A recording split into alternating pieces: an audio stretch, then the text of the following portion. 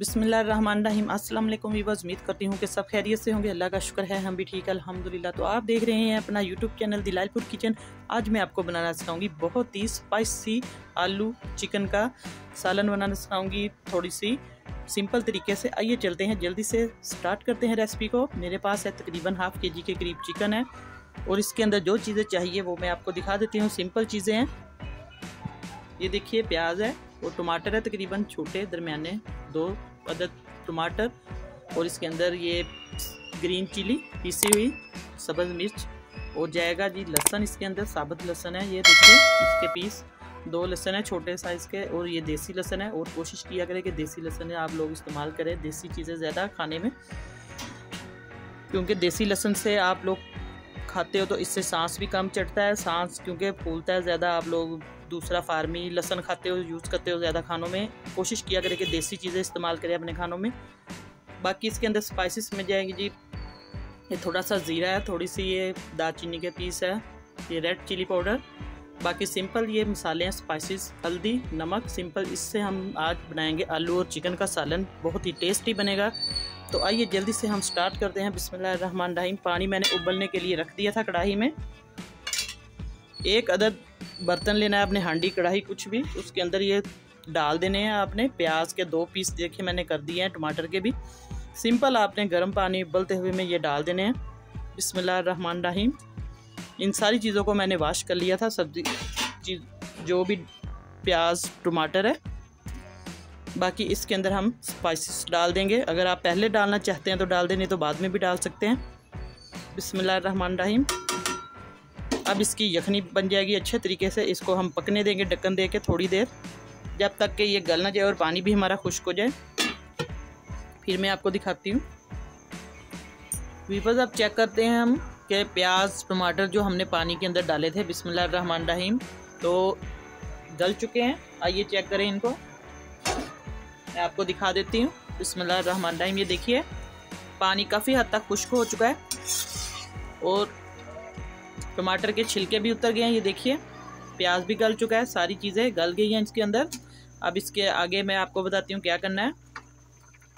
ये देखिए माशाल्लाह से सारा कुछ सॉफ्ट हो गया है।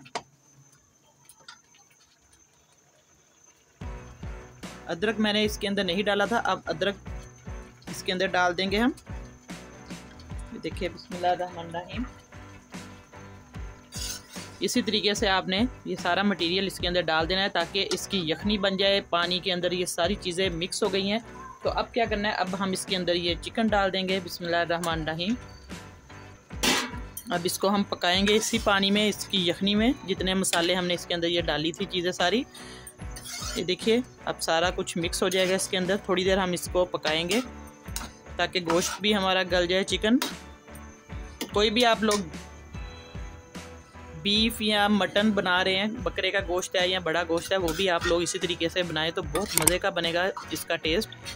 क्योंकि ये अपने पानी में आहिस्ता आंच पे आपने पकाना है, फुल तेज़ आंच पे बिल्कुल नहीं पकाना। तो अब इसको हम थोड़ी देर पकने देंगे। इसके अंदर मैं घी डालूँगी, आपको फिर दिखाती हूँ। थोड़ा सा पानी खुश्क होगा वीवर्स। अब हम इसके अंदर घी डालेंगे, पानी खुश्क हो चुका है। ये देखिए आपके सामने 1/2 चम्मच घी का है। अब इसकी हम बुनाई करेंगे अच्छे तरीके से, क्योंकि सारे मसाले मैंने इसके अंदर डाल दिए थे। अब इसकी खुशबू आना शुरू हो गई है माशाल्लाह से। ये देखिए ग्रेवी बन रही है इसकी, प्याज हर चीज़ मिक्स हो गई है। हमें ग्राइंड करने की लहदा से ज़रूरत बिल्कुल नहीं है, थोड़ा सा टाइम लगेगा, लेकिन ये इसका टेस्ट बहुत मज़े का आएगा, बहुत टेस्टी बनेगा ये सालन। आप लोग ज़रूर ये इस तरीके से रेसिपी बनाएं, इंशाल्लाह बहुत मज़े की बनेगी, सबको पसंद आएगी। स्टेप वाइज आप देखा करें, पूरा जो भी आपको मैं तरीका बताती हूँ उसी हिसाब से आप लोग बनाएंगे तो इंशाल्लाह बहुत मज़े का सालन बनेगा आपका। अब इसकी बुनाई होगी अच्छे तरीके से। 2 अदद आलू है मेरे पास, इसके अंदर मैं आलू डालूँगी, ये छील के रखे हुए हैं। तो अब मैं आपको दिखाती हूँ इसकी बुनाई करके। अंदाजे से आप लोग करें जब तक इसकी अच्छे तरीके से बुनाई हो जाए। वीवर्स माशाल्लाह से देखिए चिकन बहुत अच्छे तरीके से बुन चुका है, बुनाई होगी। ये देखिए इसका मसाला जो है सारा तैयार हो गया है। तो आपने भी अच्छे तरीके से दरमियानी आंच पे इसको पकाना है ताकि इसकी स्मेल भी बिल्कुल ख़त्म हो जाए और बुनाई अच्छे तरीके से करनी चाहिए गोश्त की। ये देखिए अब इसके अंदर हम आलू ऐड कर देंगे। 2 अदद आलू इस तरीके से मैंने गोलाई में काट लिए हैं। थोड़ा सा डिफरेंट तरीके से बच्चों को आप लोग सालन में आलू डाल के दें तो बहुत मज़े के लगेंगे और खूबसूरती भी सालन की बढ़ेगी। आप लोग जैसे मर्ज़ी आपको पसंद है आप लोग इसके पीसेस काट लें।